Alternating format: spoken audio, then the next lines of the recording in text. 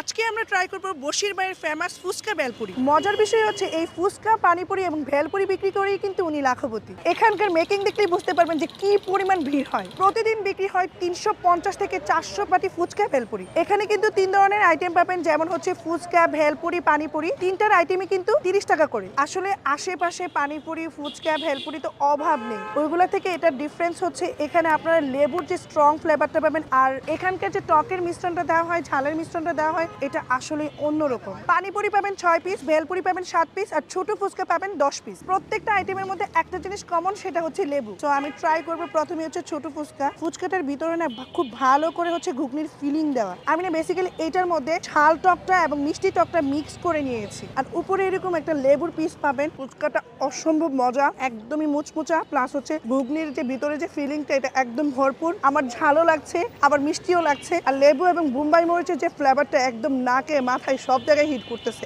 এত স্ট্রং একটা ফ্লেভার পাচ্ছি। আসলে খাওয়ার পর বুঝতে পারছি এই বশির ভাইয়ের ফুচকা এত দ্রুত এত নাম কেমনে করছে। এখন ট্রাই করবো হচ্ছে ভেলপুরি। ভেলপুরি পাবেন 7 পিস 30 টাকা, আর ভেলপুরির উপরেও কিন্তু সেম ছোট ফুচকাতে যা যা পাবেন সবই পাবেন। এটাতে বেসিক্যালি আমি নিয়েছি ঝাল টক। এত মজা কেন? প্রাইস 30 টাকা, বাট টেস্ট দুর্দান্ত।